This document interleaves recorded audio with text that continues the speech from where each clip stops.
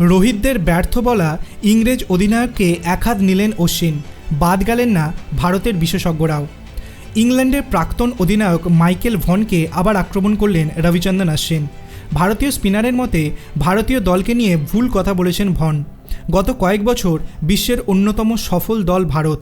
ICC trophy জেতা দিয়ে সাফল্যের হিসাব বিচার করা উচিত নয় বলেই মনে করেন তিনি।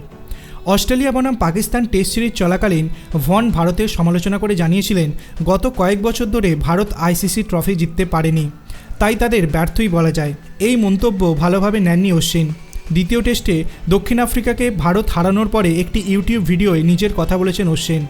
ভারতীয় স্পিনার বলেন, ভারত প্রথমে টেস্ট হারার পর ভন বলেছিলেন আমরা নাকি বড় প্রতিযোগিতায় ব্যর্থ হই। হ্যাঁ, অনেক বছর আমরা আইসিসি ট্রফি জিততে পারিনি। আমরা নিজেদের ক্রিকেটের অন্যতম বড় শক্তি বলে মনে করি। বিদেশের মাটিতে অন্যতম সফল দল আমরা।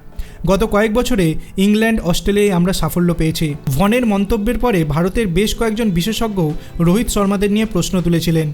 তাদেরও সমালোচনা করেছেন অশ্বিন। তিনি বলেন, ভনের মন্তব্যের পরে আমাদের দেশের অনেক বিশেষজ্ঞ আমাদের ব্যর্থ বলেছেন।